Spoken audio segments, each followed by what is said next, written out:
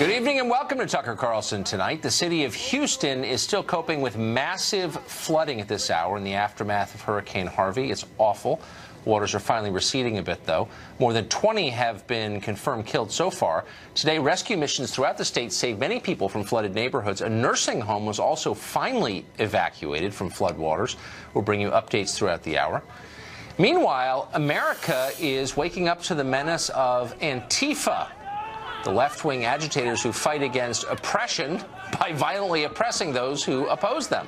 This past weekend, they got violent in Berkeley, California, and assaulted a whole bunch of people. After that, House Democratic leader Nancy Pelosi had no choice but to admit they are out of control and issued a statement sort of condemning them. One of the people attacked by this group in Berkeley this past weekend was a Trump supporter called Kieth Campbell. Watch this.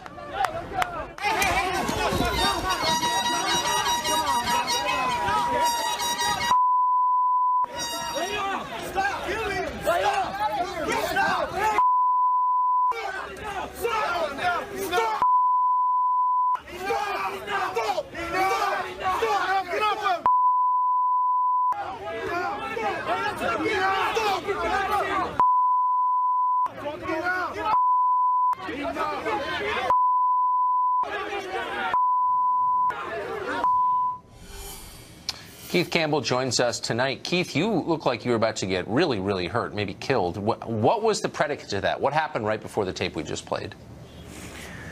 Well, I had gone to the park to see what was going on. I know there was a canceled Say No to Marxism rally, but I also knew that some people were going to show up.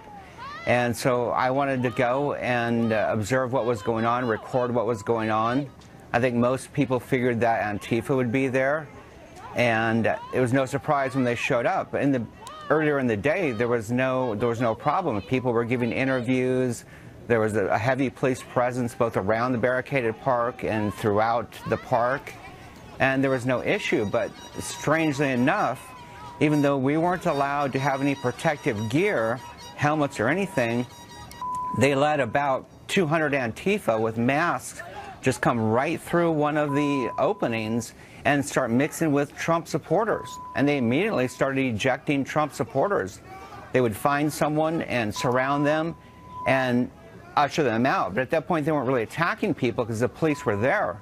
But I couldn't believe that the police were actually letting them there. I mean, how did the beating? Well, first of all, are you injured? I mean, I can't believe you got out of there. What are your injuries like? Yeah, you know, I'm like bruised ribs. Bruised kidney. It wasn't torn. They did, sonogram things just to make sure it wasn't torn. I got about 4 or 5 lumps on the back of my head, scrapes, bruises, swelling, things like that. Nothing that won't heal.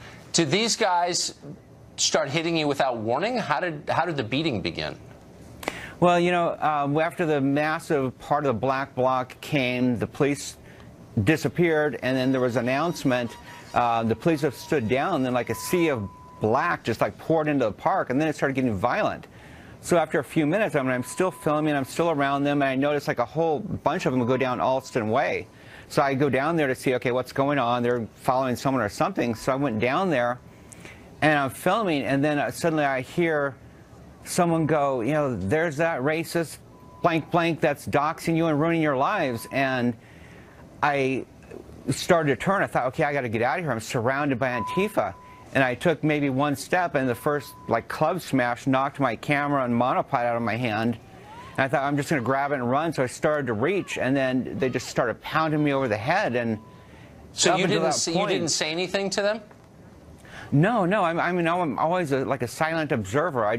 For like 7 months, I go around, I observe, I record, and I just couldn't believe it. I was just shocked, and after the first few hits, I was stunned and dropped to the ground. Well, there's this amazing moment. I don't know if our viewers watched it, but there's an African-American guy standing there in a red shirt. He's a lefty journalist, actually, named Al Letson. And he said later he thought you were going to get killed, and he dove on you and put his hands up, and people stopped hitting. Have you talked to him? You know, I reached out to him on Twitter, and I definitely want to connect with him.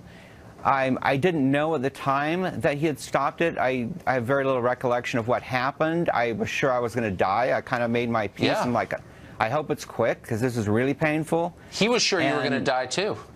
Yeah, and I couldn't believe it when they let me up, and I thought they were standing me up to finish the job or something to really get at me. And it's unbelievable that that man who doesn't know me and probably thought that I could be maybe an enemy. I mean, I don't know. People assume I'm all right, which is completely crazy, but he dove in rather than, you know, standing back and doing the journalistic thing. I mean, he saved my life. Well, God bless him. Incredible. God bless him for doing that.